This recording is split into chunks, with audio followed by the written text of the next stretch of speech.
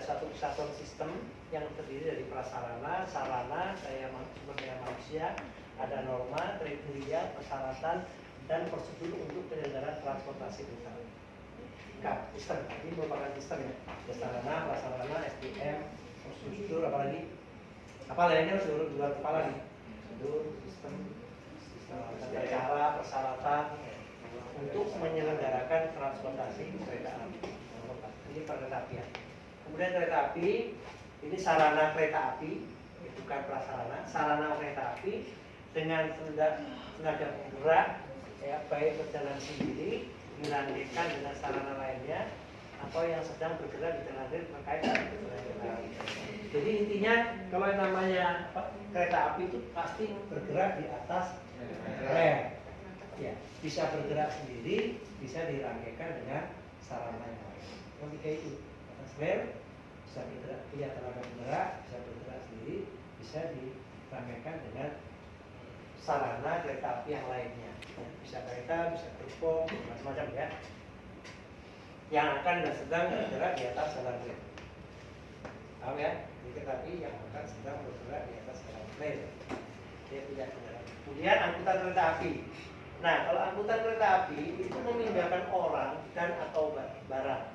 Jadi bisa orang saja, bisa orang dengan barang. Karena nggak mungkin kan orang biasanya bawa barang bagasi, bawa barang macam-macam ya, disediakan bagasi dan sebagainya dari suatu tempat ke tempat yang lain menggunakan kereta api. Itu biasanya menggunakan kereta api. Kemudian kereta api penumpang ini ya. Nah, kereta api penumpang itu bisa untuk angkutan orang, rangkaiannya bisa ditambah kereta bagasi, bisa untuk barang. Itu kereta api penumpang. Kemudian jaringan jalur. Nah, jaringan jalur, jadi mau nanti betul ya, dipahami betul ini ya. Karena kalau namanya jaringan itu jalur kereta api. Jadi jalur kereta api itu kan di mana? Jalur sepurnya kereta api itu terkait dan menghubungkan tempat merupakan satu sistem. Ini namanya jaringan jalur. Bentuknya kayak apa? Dulu saya tunjukkan. Beda dengan ada jaringan jalur kereta api, ada jalur kereta api. Kalau jaringan itu terdiri dari jalur-jalur, menyambungkan dan sebagainya. Tapi kalau jalurnya sendiri itu jalur itu yang terdiri rangkaian peta jalan. Sehingga waktu saya yang meliputi ruang manfaat jalur, ruang milik jalur, ruang medan jalur, ruang pengawasan jalur, baik bagian atas maupun bagian bawah, yang diperuntukkan untuk lalu lintas kereta api. Ini jalur kereta api. Nah, kumpulan jalur ini dalam sistem namanya jaringan. Jalurnya sendiri, ya, termasuk dawasja, damija, apalagi bagian atas maupun bawah untuk peruntukan lalu lintas kereta api. Oke, satu. Peta jalan. Nah, peta jalan itu bagian jalan antara dua stasiun yang berdekatan. Bagian jalan antara dua stasiun yang berdekatan. Ini istilah peta jalan. Dalam satu peta jalan maka tidak boleh ada dua kereta api. Ya, intinya ini prinsip operasional ini. Peta jalan bagian jalan antara dua stasiun. Nah, kalau ini gambarnya hilang. Ini ada garis ya. Oh. Beda dengan jalan bebas. Jadi kalau jalan bebas, di sini ada sinyal masuk. Di sini ada sinyal masuk. Jadi antara dua sinyal masuk ini adalah jalan bebas. Istilah jalan bebas ini karena banyak kejadian di jalan bebas ini sering terjadi di luar sinyal. Jadi bagian jalan antara dua sinyal masuk stasiun, antara dua sinyal masuk stasiun itu namanya jalan bebas. Jadi kalau ada peristiwa kejadian pasti istilahnya pakai jalan bebas. Tapi kalau peta jalan ini, kalau ini stasiun ini tutup, di kereta api itu ada stasiun yang tutup. Jadi siang buka, malam tutup. Kalau siangnya tutup berarti peta jalannya ke stasiun tutup. Jadi antara sinyal masuk dan sinyal masuk stasiun berdekatan. Ini ada sinyalnya ya. Sebenarnya di tempat saya ada, kalau di sini nggak ada. Kamus. Istilah berikutnya adalah jaringan pelayanan. Jadi lintas. Kalau sudah cerita lintas itu pasti menghubungkan antara asal dan tujuan. Jadi jaringan jalur kereta api, stasiun asal dan tujuan itu namanya lintas. Tapi kalau lintas itu digabung itu membentuk jaringan. Jadi sudah paham kalau sudah dibentuk gambarnya. Kemudian pelayanan angkutan perkeretaapian. Ini pelayanan kereta api dalam satu lintas atau beberapa lintas. Pelayanan kereta api yang dapat berupa bagian dari jaringan multi angkutasi. Jadi bisa multimoda. Ini kaitannya dengan perkereta. Jadi kalau sudah cerita perkeretaapian itu pasti multimoda. Bisa antara kereta api dengan kereta api dengan moda yang lain, dengan pesawat, dengan bandara, dan lain sebagainya. Ini pelayanan angkutan perkeretaapian multimoda. Kemudian kapasitas lintas. Kemarin saya nggak sempat ajarkan, tapi nantinya akan dibahas kalau nanti saudara masuk ke peminatan. Karena kapasitas lintas itu, jadi satu lintas, saya lintas mana? Lintas Jakarta atau Jatinegara sampai Bekasi, atau satu lintas satu kereta jalan, lintas beberapa stasiun atau stasiun selama 24 jam, ya. Atau dalam periode tertentu, karena 24 jam itu kadang-kadang digunakan semua. Karena ada beberapa persen yang digunakan untuk perawatan, perbaikan, gangguan, jadi tidak 24 jam. Itu dia maksimal bisa dilalui berapa kereta api, tergantung kecepatan dan jarak. Maka kayak misalnya lintas yang KRL itu bisa nggak ditambahin sampai maksimal? Tidak bisa, dia akan dibatasi oleh kapasitas lintas. Kapasitas lintas yang paling kecil. Contoh, ada stasiun A, stasiun B. Ini stasiun A, stasiun B. Ini jaraknya 5 kilo. Jaraknya 5 kilo. Dengan kecepatan tertentu dia bisa dilewati dalam waktu 10 menit misalnya. Jadi per kilo 2 menit. Sehingga karena waktunya jaraknya panjang, waktunya juga digunakan panjang, maka pasti kapasitasnya sudah ditetapkan. Taruhlah ini kapasitasnya cuma 10 kereta api bisa lewat dalam satu periode. Tapi begitu dua stasiun jaraknya lebih pendek, ini bisa berapa kapasitasnya? Dengan kecepatan sama. Pasti lebih tinggi dari 10 tadi, 15. Yang dipakai mana? Yang 15 atau yang 10? 10. Yang 10. Baik, ini kaitannya dengan kapasitas. Jadi kalau satu lintas, kenapa antara Jakarta sampai Bandung kereta apinya maksimal sudah ditentukan kapasitas tentunya? Kenapa? Loh, yang di sini yang double track kan berarti kapasitasnya lebih tinggi, karena dia punya jalur sendiri. Tapi dia tidak bisa menjalankan sejumlah itu karena apa? Constraint-nya ada di Tiganea, ya kan? Cikampek sampai Purwakarta, terus Purwakarta sampai mana belum? Tiganea belum. Tapi yang arah ke sana yang pada arah ke Bandung sudah selesai. Saya lihat tadi. Ini istilah-istilah ini. Nah, kita masuk ke masalah angkutan orang. Jadi jenis angkutan kereta api menurut undang-undang yang sudah ditetapkan itu dua. Silakan saudara belajar nanti di undang-undangnya. Ada angkutan orang, ada angkutan barang. Jadi ada orang, ada barang. Ya. Ini jenis angkutan. Nah, ini ada persyaratan bahwa orang yang sudah memiliki tiket, di sini masih pakai istilah taksis, itu wajib diangkut. Karena dianggap dia sudah punya hak untuk menggunakan kereta api. Kemudian dia berhak sesuai dengan tingkat yang dipilih. Jadi kalau KRL ya KRL, lokal, ekonomi. Kemudian kartis ini tanda bukti sebagai perjanjian ini dalam undang-undang. Jadi intinya angkutan orang, semua orang yang naik wajib memiliki tanda tempat yang sah. Nah, konsekuensi dari ini dulu kereta api sering menyimpang. Kenapa menyimpang? Pegawainya nggak pakai tiket, pakainya SAP. surat angkutan percuma, surat angkutan dinas kelas 1. Misalnya dengan penumpang, nah itu juga nggak bisa. Karena dia harus punya tiket yang sama. Nah sekarang semua pegawai semua pakai tiket yang sama. Dulu zaman dulu lagi, saya anggota DPR itu punya kartu sendiri. Ada aturannya. Ada undang-undang. DPR, tentara, polisi, wah macam-macam. Semua pakai kartu sendiri. Makanya muncul adanya KTP, KRS dan sebagainya. Sekarang enggak. Jadi prinsipnya untuk yang orang ini. Dan kalau untuk orang menggunakan kereta api, dulu pernah ada toleransi waktu saya jadi wasit di Surabaya. Itu sarananya nggak cukup. Maka gerbong tertutup itu dirubah menjadi dikasih tikar, atau dikasih kursi baru panjang. Karena untuk ngangkut orang yang mau berlebaran lokal. Dan itu diizinkan. Ya. Dulu pernah government diizinkan, tapi sekarang kayaknya enggak. Karena tidak punya kewajiban. Dulu begini, dulu seolah-olah kereta api itu diberikan kewajiban untuk mengangkut sebanyak-banyaknya orang yang mau mudik, sehingga satu kereta api itu okupansinya boleh melebihi 100%.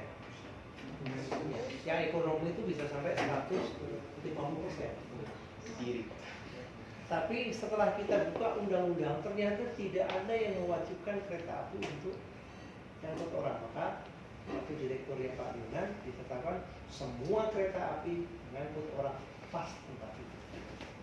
Kira-kira kereta api rugi apa enggak? Enggak. Malah untung. Dulu waktu penumpangnya okupansinya boleh 150 itu malah rugi. Tapi ketika pas tempat itu malah untung. Kenapa coba? Artinya apa? Karena okupansinya melebihi kapasitas angkutnya, seringkali menimbulkan ketidaktertiban. Akibat ketidaktertiban itulah maka sering terjadi penyimpangan. Jadi yang 50% itu belum tentu dijamin dia punya tiket. Turunnya juga semaunya. Sekarang pas tempat duduk, begitu hitung-hitung ternyata lebih murah. Karena orang yang naik kereta api di tempat duduknya itu pasti punya tiket. Kalau yang berdiri, ya terserah ya. Berdiri itu mau bayar. Sama tadi tuh itu si Prabowo.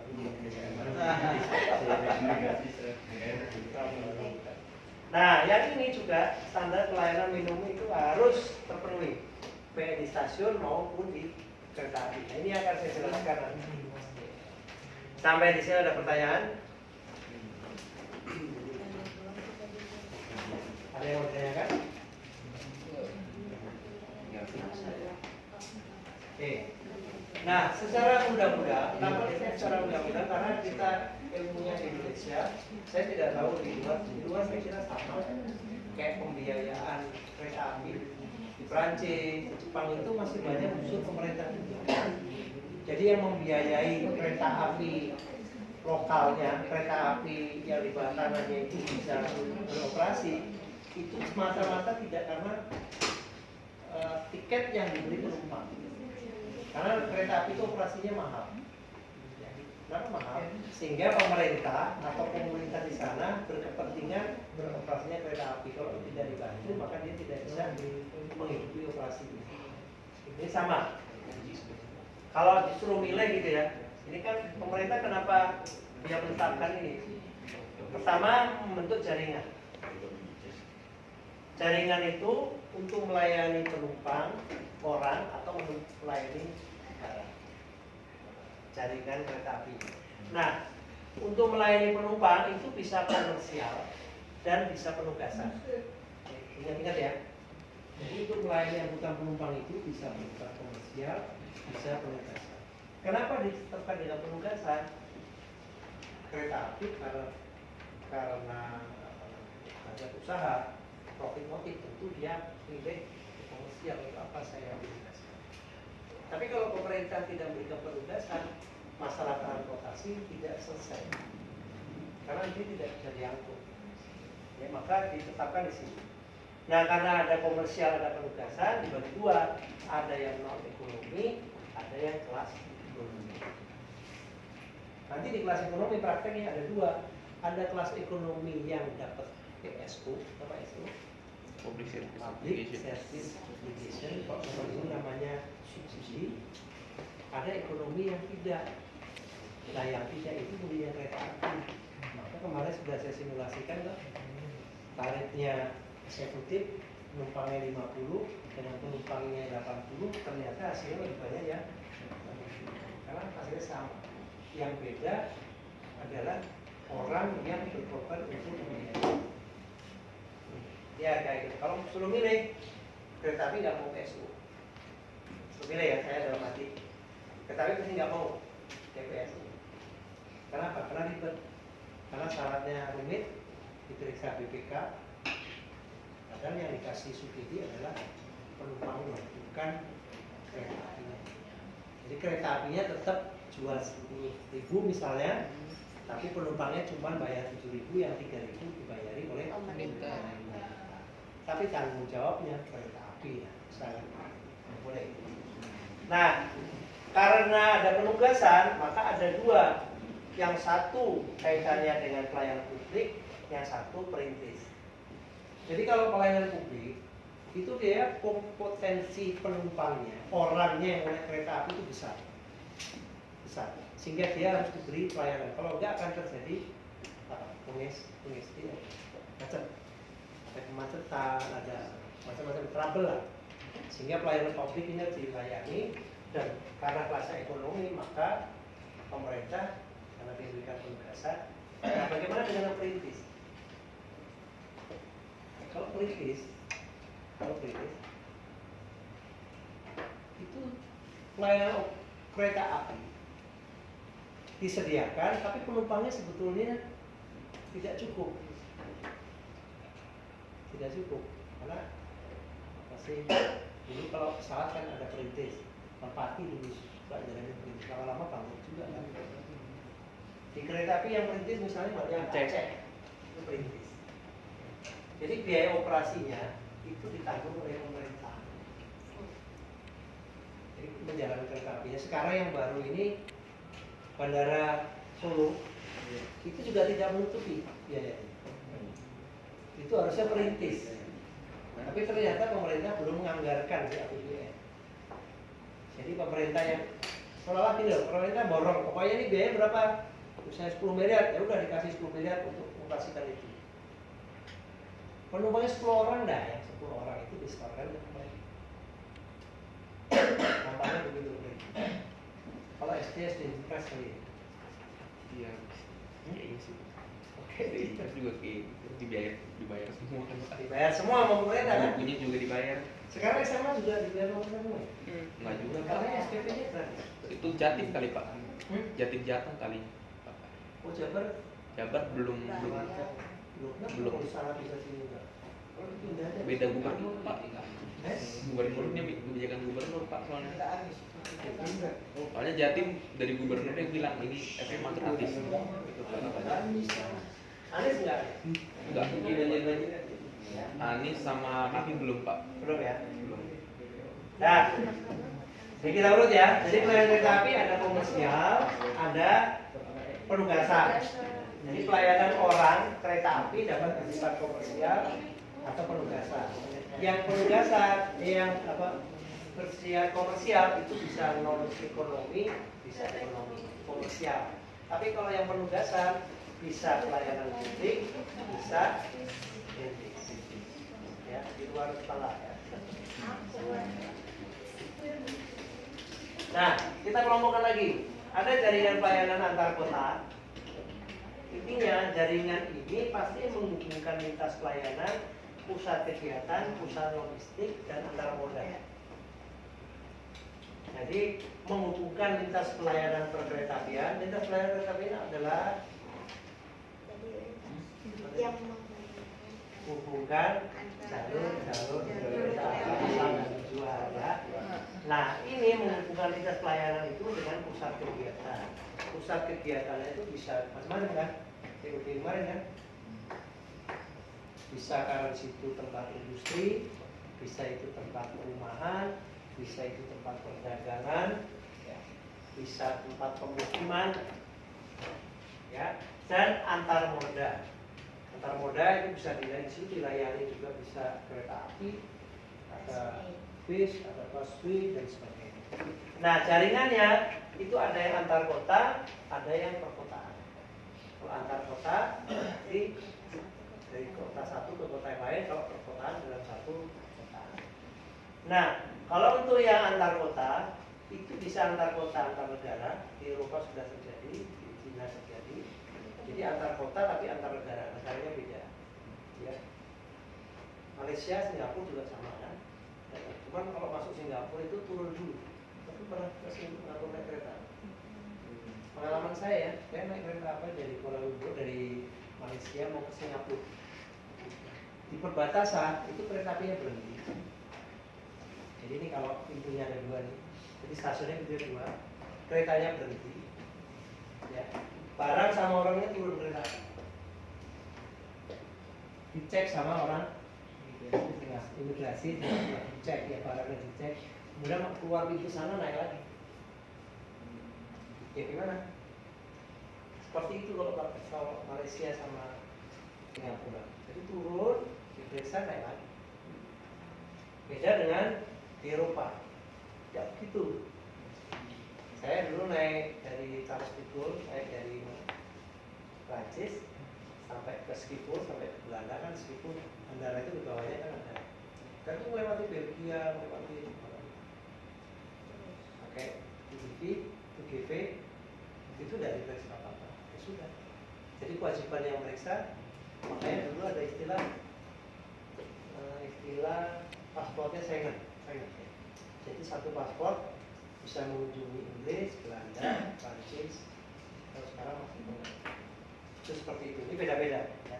Antar kota, antar negara, bisa antar kota, antar provinsi, bisa antar kota dengan provinsi, antar kota dalam provinsi, antar kota antar provinsi. Jadi Surabaya Jakarta kan antar kota antar provinsi. Ada yang dalam provinsi Jogja ke Purwokerto, provinsi Jawa Tengah, tapi ada antar kota dalam kabupaten. Ini biasanya nggak lokal, tapi antar kota juga, tapi dalam kabupaten. Kota apa? Kalau saya bayangnya nggak lokal, antar kota tapi lokal. Mungkin rasanya kayak gitu. Kayak kabupaten beda lagi ya. Gesek-gesek sampai Bandung beda kabupaten. Saya belum menemukan, belum bisa kasih contoh. Nah, yang ini yang perkotaan. Perkotaan bisa melampaui satu provinsi, bisa nggak? Bisa. Tapi kan Jakarta begitu keluar Depok, termasuk Depok, termasuk Bogor, termasuk Bekasi. Ya. Jadi ini melampaui satu provinsi, melampaui satu kabupaten, bisa juga kan? Ini ke arah ke Depok, Rangkas. Ya. Tadi satu ini tapi beda. Kemudian ada berada dalam satu kota kabupaten. Ini kenapa dikelompok-kelompokkan dari Indonesia karena otonomi itulah. Akhirnya apa? Perizinannya pun juga di otonomikan. Jadi kalau dia hanya menjalankan ini suka tapi sekarang masih ditarik ke kementerian. Bupati gubernur itu juga memiliki kewenangan untuk memberikan perizinan. Nah ini bedanya, ciri-cirinya, ya, ciri-cirinya. Bedanya antar kota dengan perkotaan. Ini merem aja saudara, kira-kira aja kalau dimasuk. Kalau saya ditanya itu bisa jawab. Kalau soal penting bisa jawab. Jadi kalau antar kota pasti menghubungkan antara stasiun antar kota, sudah pasti kan. Karena antar kota, kalau perkotaan satu wilayah perkotaan. Kalau ini tidak menyediakan layanan penumpang sendiri, kalau perkotaan penumpang ini penumpangnya tidak tetap, tidak frekuen, tidak komut. Komuter itu bahasa Indonesia apa? Komut kan bahasa Melaju. Komut itu kan bolak-balik. Komut itu kan muter bolak-balik. Karena turun sana naik sana turun sana ya. Kalau ini sifatnya ulang alik komuter, muter aja naik turun naik turun naik turun. Kalau ini bisa tidak tetap. Dia naiknya pas weekend saja. Dia naiknya pas weekend saja. Dia naiknya kalau pas mudik. Dia naiknya tetap ya. Kalau ini kemungkinan tetap. Setiap pagi nanti naik, sore pulang, nanti naik, orangnya itu aja. Kemudian ini memiliki jarak atau waktu panjang. Kalau ini kota, jaraknya waktunya pendek. Frekuensi sedang atau rendah, ini frekuensinya tinggi. Mulai kebutuhan anggota perumahan dalam kota dari urutan signifikan. Ini mulai kebutuhan perumahan antar kota, bisa barang dan atau antar kota dengan barang. Ini frekuensinya tidak tinggi.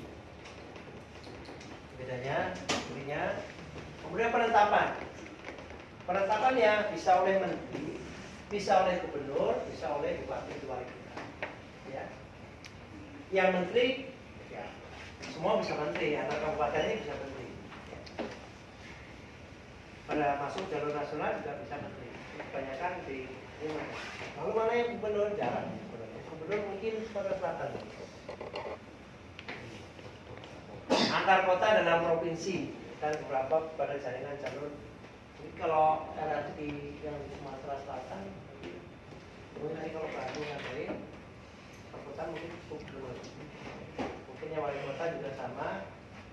Maka banyak wali kota atau gubernur yang membutuhkan ingin mengoperasikan kereta api lokal, kereta api yang ada di provinsinya saja, karena dia bisa mengeluarkan izin. Kemudian jenis pelayanan, ya. Jenis pelayanan yang dibutuhkan masyarakat. Jadi jaringan itu harus ada kebutuhan. Jadi sudah saya sampaikan, ada kebutuhan, ada need. Bisa orang, bisa barang. Kemudian kapasitasnya tersedia. Tadi saya sudah ceritakan kapasitasnya. Kalau nggak tersedia, dia tidak bisa alokasi waktunya, termasuk waktu perawatan. Jadi tidak mesti 24 jam, karena jalurnya itu kan pasti ada perawatannya. Karena kondisi harus sempurna, sarananya pun juga harus ada perawatannya. Alokasi waktu. Kemudian kebutuhan jasa akuntabilitas pelayanan. Ini bisa pasar yang ada, bisa buka pasar, bisa penugasan pemerintah. Penugasan pemerintah, ya Pak Bandara yang di Solo itu kayak penugasan, kayak. Karena visibility-nya, jadi saudara nanti kalau terlibat dalam konsultan, pada saat melakukan visibility ya potensi demand-nya itu harus betul-betul menjadi perhatian. Kalau enggak, nanti tidak visible. Kalau sudah tidak visible dan dia tetap menjadi harus jalankan, maka menjadi penugasan. Kalau sudah penugasan tidak tercukupi biayanya oleh anggota penumpang, akan menjadi aktif. Itu penugasan.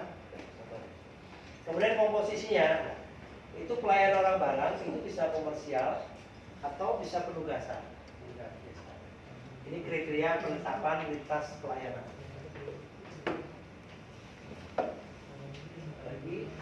Kemudian keterpaduan.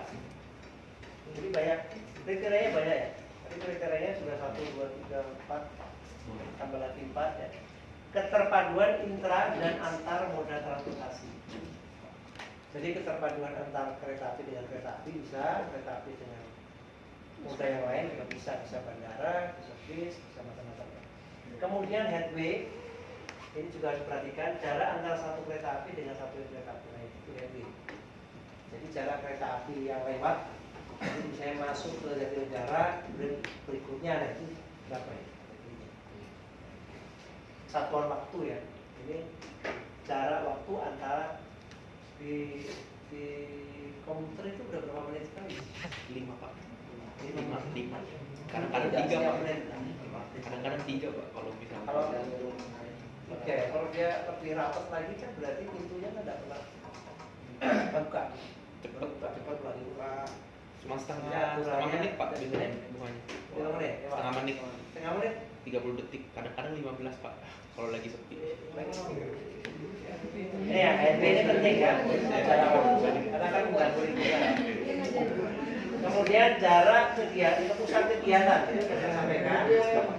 Jadi kalau dia yang termuda, pusat kegiatan di mana dan di dalam stasiun. Kemudian ketersediaan waktu untuk pindah.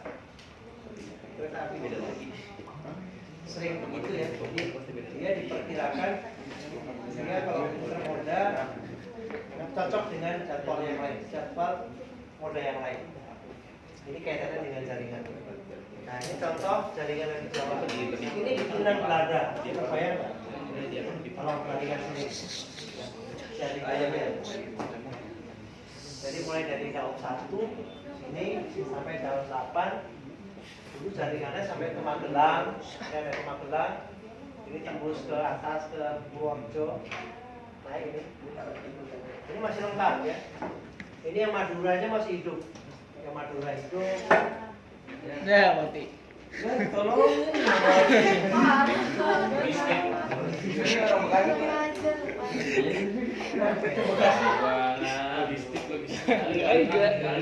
Kelompok gue.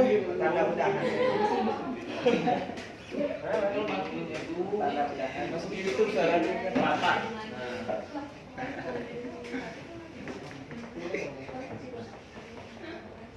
Jadi lucu ya. Kenapa seperti ini? Bandung kan ada Bandung berarti. Bandung itu sebetulnya bukan kota tujuan.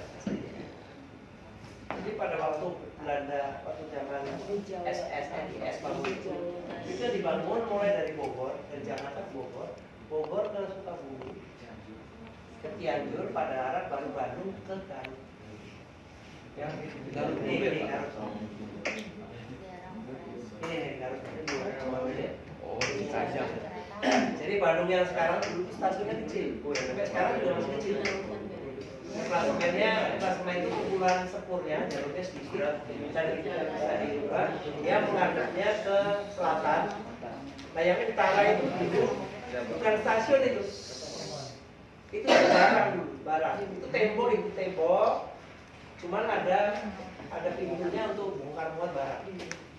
Yang ke arah Bengkau. Oh, itu kecil, susah gitu.